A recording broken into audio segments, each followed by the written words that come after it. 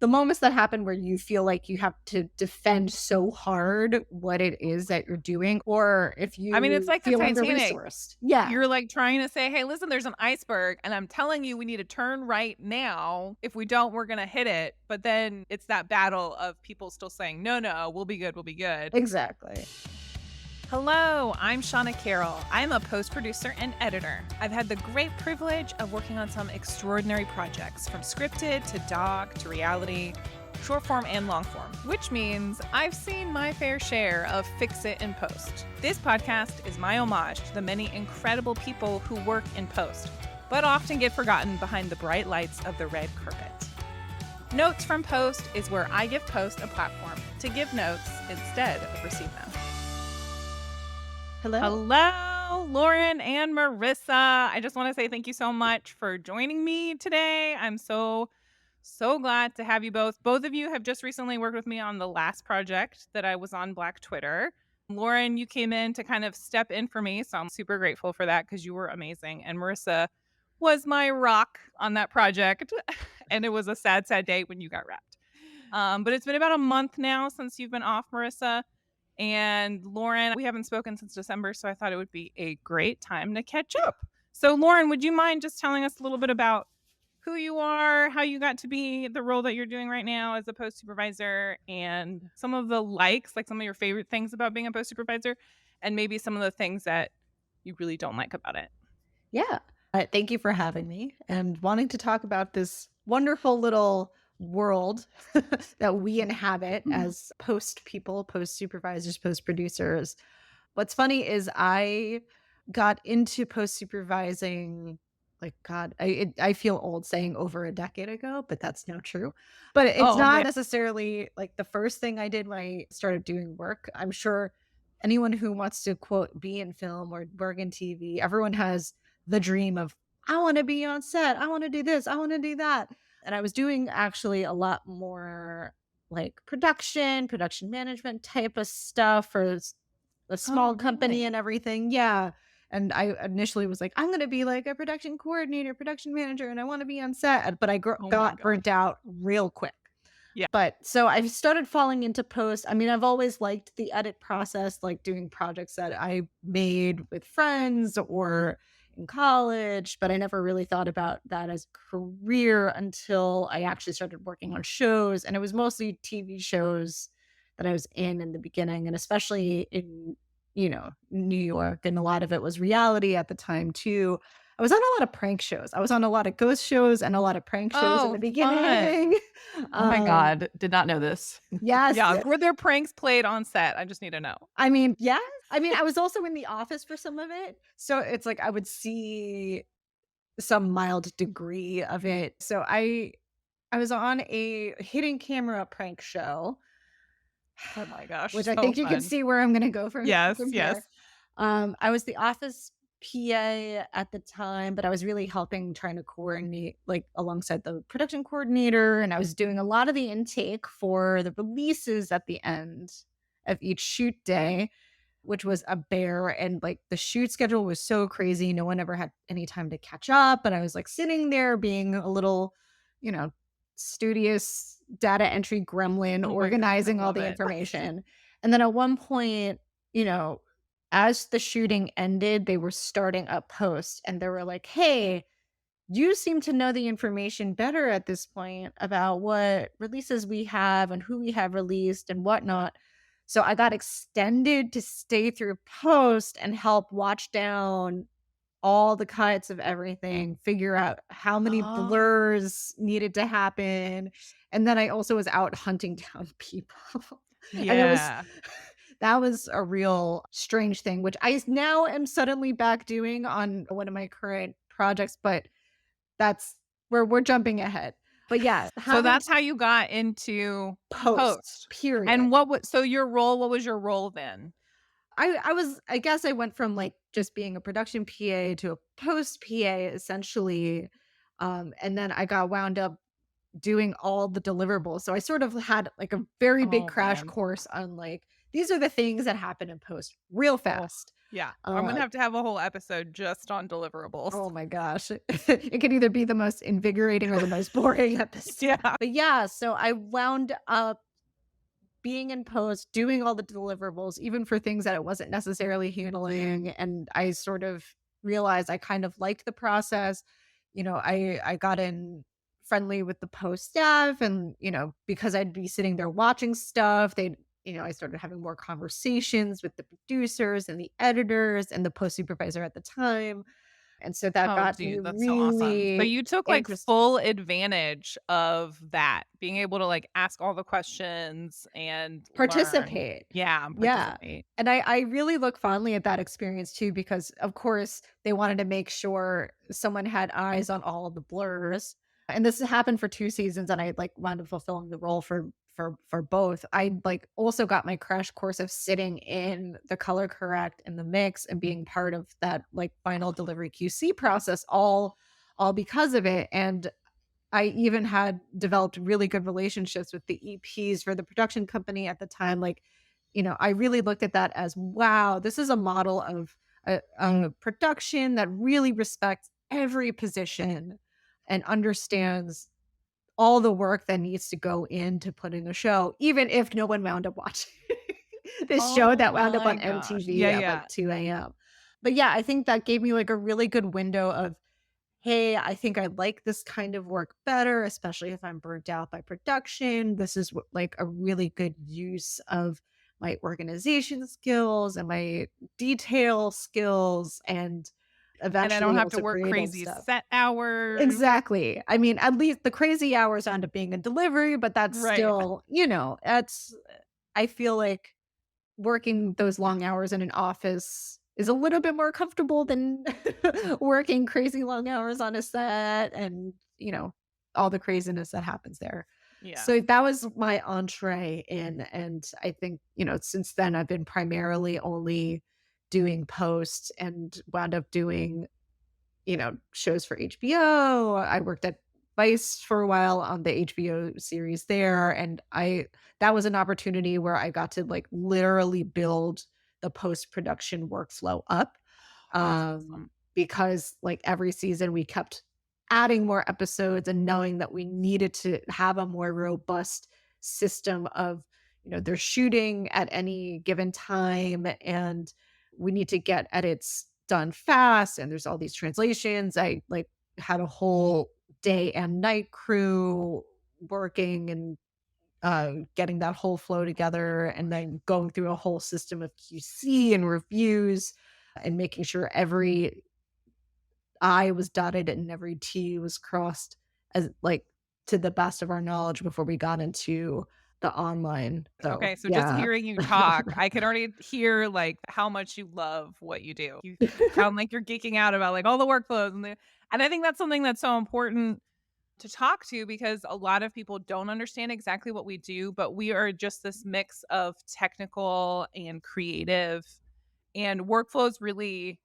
are just fun for us. And so, talk to me a little bit about some of the things that you love about what you do as a post supervisor. Yeah, I love the team building of it, and I think part of it is both workflow for how to get things done and the problem solving there, but also really getting the best out of the people that you have around you. Like, I think the thing that I really That's got, huge. especially with Vice, and like I had to hire 6 AEs at any given time at the height of each shoot season because we just had so much going on, was really working closely with that team, knowing that they all have different aspirations and trying to push them to do more and exercise their skills and make sure that they're being used to every last possible, you know, thing that Yeah. they are capable of and really doing a little bit of that mentoring and then also like getting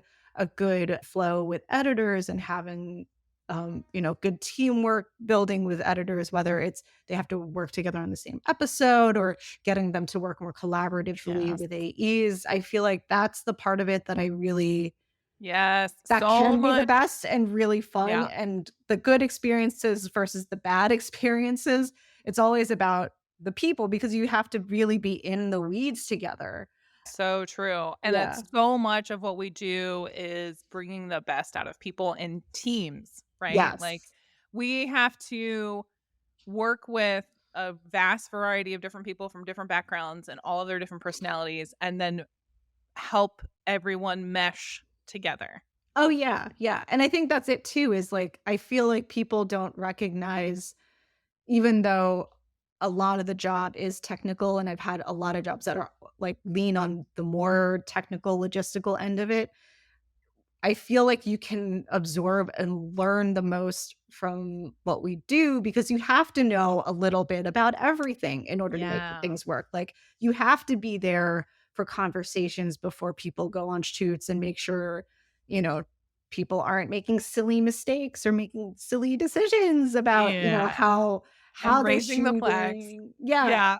And then you also have to know a little bit, like again, depending on the show, and especially because I mostly work in unscripted and really in doc, especially when you're dealing with archival. Like you really have to be a little bit aware of what the ins and outs of the archival process is, and then you have to be a little bit knowledgeable about the legal end of things, Yeah. and also the graphic end of things. Even if you can't do all these things, you have to have some real understanding of what each of those processes take Yeah, because they all affect you. because ultimately you are responsible for getting every single one of those pieces out the door. So you have to know if the archival producer isn't doing what they need to do, or if the graphics person is falling short, or if the editor is, if they're stuck and they're not able to like push through, like how are you going to help switch the puzzle around in order to make it work?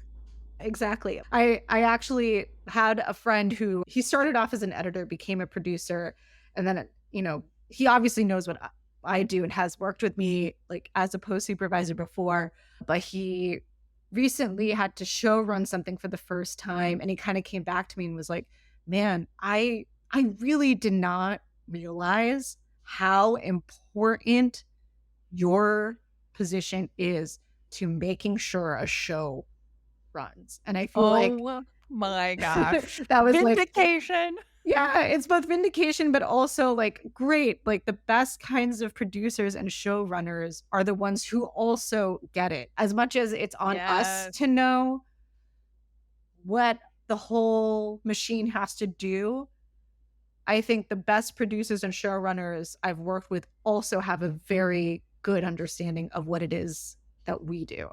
Like it 100% all has agree. to work together as far as mutual understanding in order for something to run as smoothly as it can. Absolutely. Okay, so tell me what you don't like about being a post supervisor. What is the thing that you dislike the most? I guess I would say, and I think this was especially true earlier on, where I feel like the job description was a little bit more, or at least on the shows that I worked on, the expectation was a lot more technical and logistical. And so as far as, having a little bit more wiggle to be a little more creative, which was something that an itch I've wanted to scratch, for a long time. I Yeah. think that's the hard part is when it you are just cornered to only doing a specific thing. And that was hard. And I guess I was also younger and more idealistic at the time. But now it feels like, you know, I think a lot of expectations in the industry have changed to some degree. And I think I've also positioned myself to say, hey, I can do more creative work. And so, I mean, actually, now I sort of teeter between straight producing and post producing. So I guess I do get my fulfillment there. So when I do get jobs that's just, hey, all you have to do is deliver, to my mind, I'm like, great. That's I am happy with doing literally that. No problem at all. So yeah, I would say that was probably the hardest part. And I think also, again, just dealing with parts of the process where it's clear that someone doesn't actually understand Yeah. what what it takes to do a thing, and then having to combat that and having to and those It's moments like an happen. uphill battle. Yeah. Yeah, yeah. The moments that happen where you feel like you have to defend so hard what it is that you're doing or why the logic of whatever is Yes. happening. I think that's when it can it can get hard. Or if I mean, it's you like the feel Titanic. under-resourced. Yeah, You're like trying to say, "Hey, listen, there's an iceberg and I'm telling you we need to turn right now. If we don't, we're going to hit it." But then it's that battle of people still saying, "No, no, we'll be good. We'll be good." exactly. Yeah. Or just like, "Oh, it's not that big a deal," or, "Oh, we'll just deal with it when we get there." And, that I like to That try to is the be thing I hate preventative. the most. Yeah, exactly. I hate the most about post is that Yeah. I'm such a preventative worker. Like I want to figure things out before it's a problem, and post just it's so much fix it and post on so much. Well, we'll figure it out when it's actually an issue. Marissa, what were Uh, you gonna say? Well, yeah, and then the person figuring it out is probably you. Yes. Yeah. And You're the one full like circle. Yep. Yeah. The worst. Okay, so Marissa, tell me about you. Tell me about how you got to be in this industry and where you got your start out and like what you're currently doing and what your current role is. Yeah, totally. Yeah, it was so fun to hear Lauren too, Yeah. because, I have worked with Lauren in the past, but did not know some of these things about her. And yeah, just it's fun noticing some similarities. I got my first PA job on like a clip show right out of college. I went to school in New York. And so I already knew one of my fellow classmates had been a PA at this company and they needed extra help. So I sort of just like jumped on. It was like a 2-week gig. And then from there, as with freelance, just sort of was recommended on other jobs, landed at a smaller production company. And really, in those sort of small environments, you end up wearing a lot of hats and trying on a lot of different roles. And similar to Lauren, I started out in production as a PA and then as an AP, doing a little bit of producing, and then quickly realized that I was on my way to burning out early on Yeah. in my career just with the scheduling and there are a lot of, like, fun things like travel, but then you're also, like, in a really cool place, like, working and not really getting to see the place that you're traveling Yeah. to, and so it's not. And then you realize like, oh, this is like every day for the rest of my career. Like it's fun for a small Yeah. amount of time. Yeah, it's like hotels don't really have the glamour anymore. Yeah. After a while, you're like, "Oh, I just wanna be home in my bed," and then, like, yeah, you kinda realize, like, yeah, this is a lot, and, yeah, so I think, because it was a smaller company, I was able to try out other roles, like, as production wrapped, I would move more into, like, a post position, and, yeah, there's a lot of, like, very influential people in my career who have worked in post and, like, were willing to, like, teach me. I started doing assistant editor work, which was really amazing, really loved the technical aspect of that, and it was so informative I love about that. yeah, just like the whole, I mean, post is, often the majority of it is centered around the edit itself, so, like, getting to know the work in that way, being somebody who helped Yeah. prep footage and cleaned And up that feels like timelines. it informs the way that you build workflows as well. Totally. Yeah, and it gives you a really great understanding, especially now in a more managerial position, understanding like how long it takes for someone to do something, whether Yes. like it's an AE or an editor, like, is this a reasonable request? Is this Yeah, can and you they can call actually do bullshit this? really quickly. That too, if you're like, I don't know if it should take that long to upload that thing. But yeah, just I think having worn a lot of hats and just like hearing that Lauren did too, really, like, I'm like, right, like, Lauren is so good at what she does now, I think because she's done all these things in the past and knows about, like, the importance of blurring and the importance of releases and maybe things that she's not as hands-on Yeah. now, but, like, knowing how those things work and, like, why they matter later on in the process. For example, like, maybe you don't want to have a ton of blurs later on, or you can explain to somebody an exact, like, why you do have to blur that person and why legal requires it, all coming from like this initial experience Yeah. of doing it yourself, which I think is like the most invaluable thing you can bring Yeah. to any position is like having done the work of other people in your same team. Yes. So yeah, I think lifestyle wise and just like interest wise and like yeah, the fact that it was more technical, like Post, I think really spoke to me as a place I kind of wanted to move more into. And yeah, I'm since that point have been working as a coordinator, sometimes a supervisor, But yeah, working with people like you, Shauna and Lauren, on the We're post your team. favorite. You don't have to hold back. Exactly. Yeah, just it's been really great. And, in terms of like some of the best things about it, like to mirror what Lauren was saying, it's really like, when you're working on a really great team or are able to help build a really great team, it just means everything to a project. It is your day to day. Like, no matter what project, what the topic is and what the final product is, like if you can really work well and respect and yeah, get along and whatever with Yeah. your it means a really great working experience. Yeah. So yeah, I think yeah, having a really great team is great. Working with people, working with your friends is always fun. People Yeah. you've worked with before. But yeah, I think everybody, who works in post at a certain, you know, workflow managerial role enjoys like a well-run machine, a Yeah. well-run workflow. Absolutely. So like getting to like get all those like pieces working, having it run smoothly is very satisfying and, making sure everybody's happy and doing well and, Yeah. learning on a project. I think like when all those pieces are working together, it's a really And great then yeah, and then experience. on the flip side, it is so miserable when everything is, like, falling apart and no one's listening to you or taking the advice. I don't know, Shauna, that sounds lovely.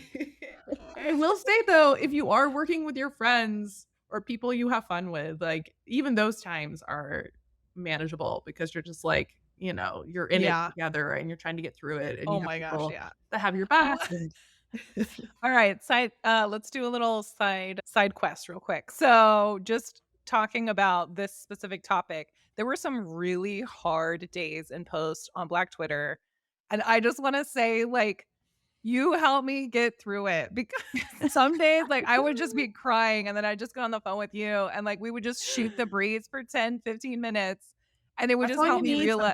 sometimes. We definitely needed that. Yeah. The short time that I was there, I was like, "Well, at least we're Will say, trying to Shauna, make the best out of a crappy situation." There's just exactly. a lot of feeling pressed in, I would say. Yes, yeah, yeah. Yeah. But I like, Shauna, mean you're the queen of sending gifts. Like, it is like the most appropriate, Those that you is are know, the definitely my moments. shtick, right? Like, if I wanna walk away from every project with people knowing, like, "Oh, if I want a good laugh, I have to have Shauna on my team." that's Yes, important. it is so Yeah. important, no We matter take the our like, topic. people in this industry can take themselves way too seriously, and it's just like, Yeah. "Listen, bottom line is we are making television. This is not life or death."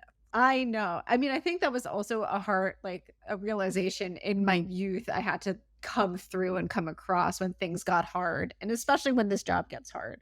Because you're like, Yes. "Oh, okay, everyone's going to act like this is The this end of the world. intense Yep. world-ending apocalyptic emergency," but it's not. It's just It's yeah. hard and it's sucky, and, you probably pulled a few all-nighters or whatever, and you're tired, but it's fine. Like, you are going to be fine no matter the outcome at the Yeah, end. It's exactly. just It's so true. me. A lot Yeah. of really, important life lessons learned Yeah. Yes. through It's this so whole true. process. For sure. Okay, so Marissa, you go back and forth between being a post supervisor and a post coordinator. I think, you know, I think it helps not to have it too much of an ego. I mean, personally I about love that. Yeah.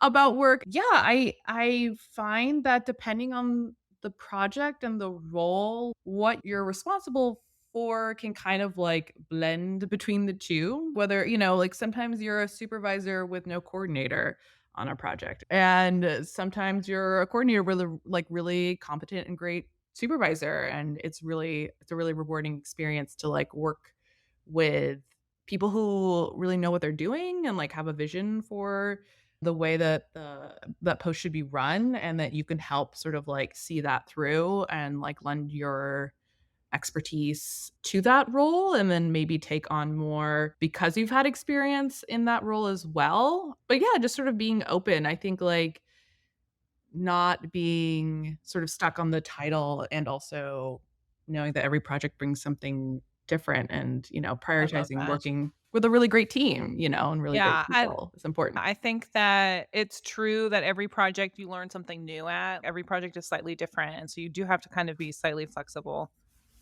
Which I think is like, as you get more experience, you can spot all those things and Yeah. figure, build from the ground up like what this, show is gonna look like in post, knowing all those pieces.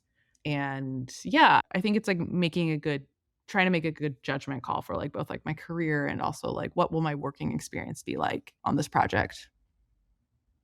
I love that. Yeah. I feel like I've seen jobs come across my way too. And like in the same vein as you're talking about, Marissa, like the most important question I ask with every job I'm considering is, so what's the team like? Because that gives me the gauge of, Oh, okay, how much work am I really doing here? yeah.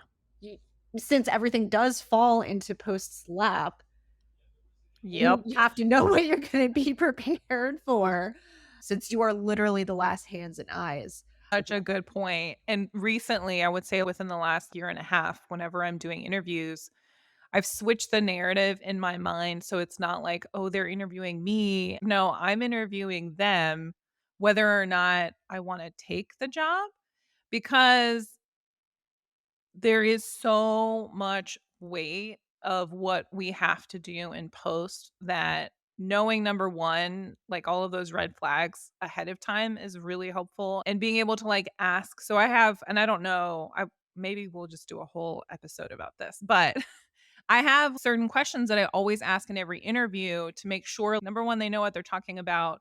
They're not totally new. And number 2, there aren't any major red flags that would make me just want to say no. For example, when someone says, "Oh, it's a part-time job."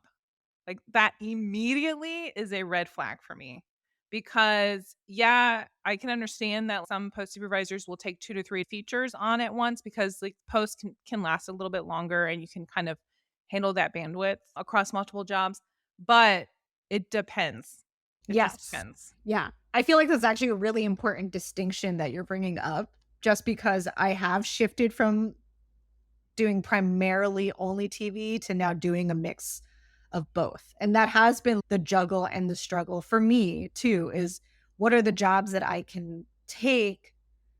How do I manage my own schedule as a freelancer? And how can I also just be upfront and honest about what's going on with Yeah. either people that I want to work with or, who, whatever jobs are coming my way. Like, I have to really take a look at what are you asking of me now? Are the schedules going to converge? And we also know schedules have a tendency of extending. Even the best of projects take a little bit longer, maybe a few weeks, maybe a month, but every project always has a very, things happen in production, things happen in post where you suddenly realize you need more time for one reason or Yeah. another. So how does that affect the bottom line of, what are you capable of doing and also knowing how much you have to do?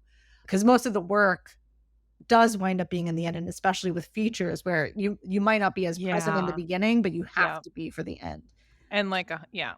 And this whole part-time, I don't know how you all feel, but like the part-time thing really feels like now it's more of a conversation post COVID and Well, remote yeah, that. flow, right? I wonder how much of this was in the landscape before What do you everything mean? kind of, Like, well, just like with everything being remote, doing a job part-time, I think those asks feel like oh, more right. like there are more of those sort of opportunities out there. Yeah, that's actually a really good point because prior to COVID, we were all going into the office full time. And I think it would Yeah. have been more difficult to do multiple part-times. Yeah. So yeah, the landscape sort of having changed with everything being remote is interesting.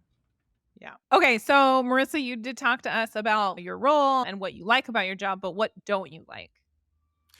I think it really depends on the project. I think that, there are I think part of being in a more managerial position is that being in control is is important, or like knowing how all the pieces are going to work and the timing of everything. So like when things are like sort of not in your control, or there are factors that you can't anticipate, or that sort of throw a wrench in what you had planned, I think that can be very um difficult as you try to like rework the plan. Now, obviously there's like a problem solving aspect of that that can be rewarding, but it also can be hard to do when there's like Yeah.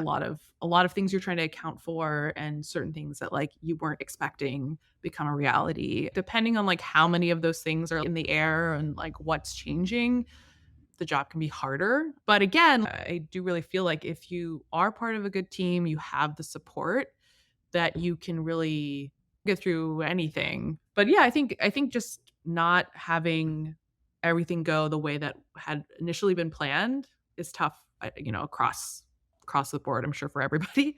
Yeah. But yeah, managing I all think I think yeah, I think just because you are the one potentially like responsible for getting the final product out the door, like the answers to those unanswerable questions land at your feet. So yeah, I I think think you that can kind of be feel yeah.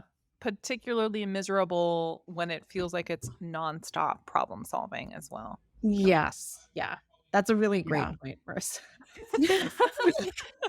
It's like the best laid plans, but there's only so much you can do if like you can't predict or control what is going to come your way. Yeah. Yeah, and the whole thing of support to fix the problem, like, if you don't have support or just some other particular weird idiosyncrasy of the production, things that should be easily solved, and then there's just this one thing that you can't get past to solve it, it can be so frustrating and make the job Yeah. hard and miserable. And I think the more experience you have in the role, maybe the more frustrating it gets because you I know, think like so. like, Yeah. you know how it should be or what would be the ideal, and you're like, "Oh, but why can't it be that way?" And so the knowing part is weirdly a curse too. Oh man. Do you guys have any like real world stories to tell a situation where you had to come in and save the day? Like a superhero. Like a super I mean, like, listen, all of us in posts are magicians and superheroes, and you can't convince me otherwise. Honestly, it's the small wins sometimes. I remember being on a project and realizing that one piece of stock archival was not accurate to the city that we were depicting. We were at delivery phase and I flagged it. It's funny. I mean, that's the first thing that popped into my mind, but I was like, Dude. I love those yes. moments though. Yes. It's another one of those things where it's you never know who's going to have the tidbit of information or this area of expertise that's going to be so useful, which again, it just points to giving an opportunity to everyone on your team and like making sure the environment is open enough to allow that for that space for someone to say, "Hey, I actually know about what this town looks like, and that's the shot of the town." Or whatever else it may be. I've always been like pleasantly surprised by niche areas that other members of the team have where you're like, oh, that's actually really good perspective to have of a Yeah. project at the end of the day. Yep. Totally. Shauna, what about you? I feel like I'd be interested to hear how you got into Yeah. post. Or do we already know this Um, in the podcast? no, I haven't actually talked about it in the podcast, but I wonder, I don't know, should I share that now? Why not?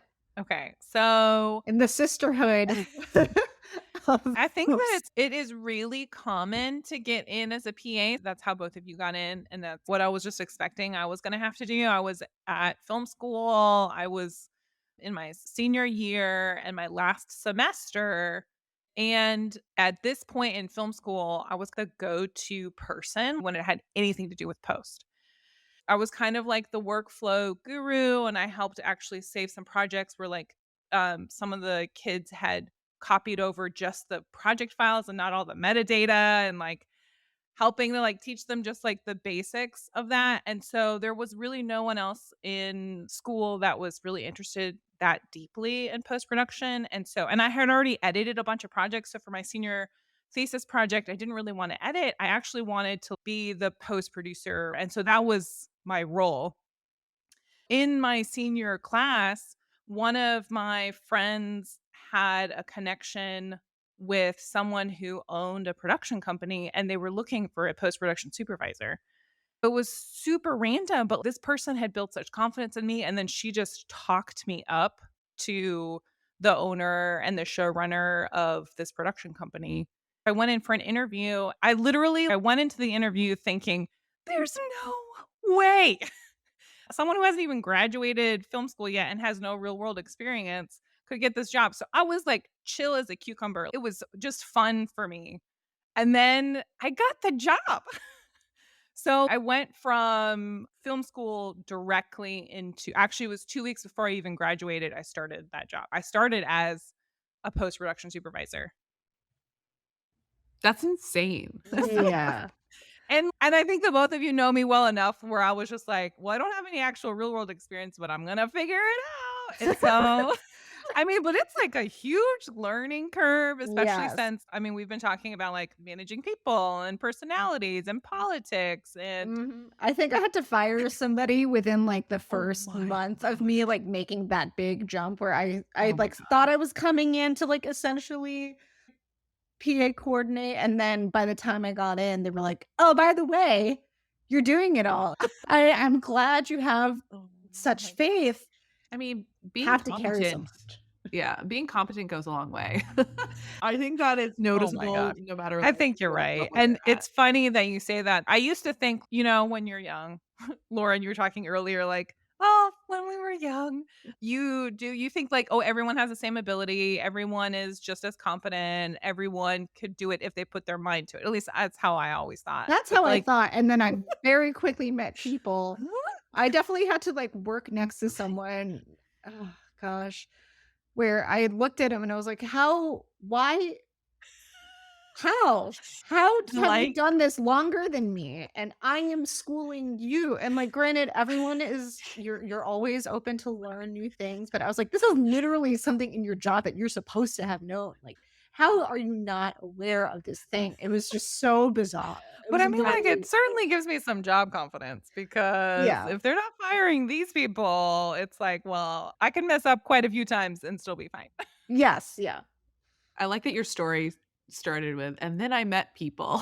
And then and then and I think my story is, it's a couple things. It's about who you know, and also knowing yourself, knowing who you are will then help other people know, "Oh, this is a really good fit for this project," and that'll then help get you into projects that are the best for you and that you can bring the most to. Absolutely. And, like, going back to it's all about who you know is that's it. So building relationships and meaningful relationships, not like what can I get out of it, but actually like taking the time to build a relationship, even if it's a really hard show, is important. Yeah, it's like the only way to get through it is, Yeah. we're all still people. We're not saving lives, but we Yeah. should all be there for each other, and it makes a difference. My, like, Yeah. closest friendships have come from It's so true. projects I've worked on through work. Oh, thanks, Marissa. No, I'm just kidding. Yeah. Oh, right, Shawna too. Yeah. Okay. So, how should we wrap up? I think we've had a wonderful discussion. Thank you so much for chatting with me. I would love it if you each could kind of give your best advice or thoughts on someone who's trying to get into post as a post supervisor or post coordinator. Like, It's interesting. I don't know if I knew I was going to end up here, so it's hard to say. I'd be curious to meet somebody who was, like, very they adamant. knew. They knew Yeah. that they knew about the role actually, and maybe which is also part of your podcast is, like, talking about this role or these roles that maybe not everybody is aware of. But I think no experience is wasted in production or post early on in your career because it all ends up helping you wherever you end up, only insofar as the fact that you know what that role is and you know why it's important, and you'll be able to speak to that later on from a place of real experience. And I think that's something that not everybody has as you move up, but is a real asset. So, I mean, there's so many That's different yeah, I mean, there's so many different roles in production and post that, like, I feel like early on it's maybe worth it to try a bunch of different ones if you have the opportunity to see what lends more to your goals and personality, but knowing that every role is worthwhile because it'll help you. later on. That's a really good. Yeah, I mean, I guess to piggyback off of it, I also did not know about or have an expectation that I would do post coordinating, post supervising work. And, I feel like as you're trying stuff out, you want to find something that suits you and then something that you can, feel proud of at the end of the day. We're fortunate enough to be in this industry because we have that desire for creativity and we have that creative bug and we want it to be fun. There's probably a number of other jobs that we could have chosen to do anyway that aren't necessarily as quote fun or fulfilling in that way. So I think it's, as Marissa said, it's worth trying out all these things. You never know what to expect when you do fall into these roles. I think clearly we each kind of fell into this in a sort of happenstance way that we didn't expect. And I feel grateful to have had the experience. You never know when someone else is also just sort of interested in it too. I've had like a couple people actually come to me and say like, "Hey, I'm actually kind of interested in doing this work." And coming from different angles, whether they were like a PA or an AE who's like, "I actually don't want to become an editor." And also each job is going to be different and expect something a little bit different out of the job, which also makes it hard to ever explain to anybody like sometimes what we do, or at least like and maybe Shawna, this is also true for you too, like as both post producers, it gets fuzzy of like what is the expectation and what do we wind up doing. Yeah. But it's worth keeping an open mind because you never know what you're gonna find. That's awesome. Well, thank you, Marissa and Lauren. I hope that this is the first of many episodes that we get to spend together. I'm so grateful to both of you, and I'm really grateful that I've had the chance to work with you. Yeah. So that is it. We did it. Yeah. Thank you. so Thank you so much. much. Shawna. Yeah, thank you. This is great. I love an excuse to chat with my friends, first and Yeah. foremost, and secondly, former colleagues. Yes. Thanks for the distinction. And that's a wrap on this episode of Notes from Post. Huge shout out to those who stuck around to the end. If you'd like to help me amplify the voices of Post, I'd be so grateful if you would leave a 5-star review or share an episode with a friend or two. It really helps to get the word out. Lastly, I'd love to hear any thoughts or suggestions for upcoming episodes. You can email me at notesfrompost@gmail.com or leave a comment on my site at notesfrompost.substack.com. Until next time, I'm Shawna Carroll.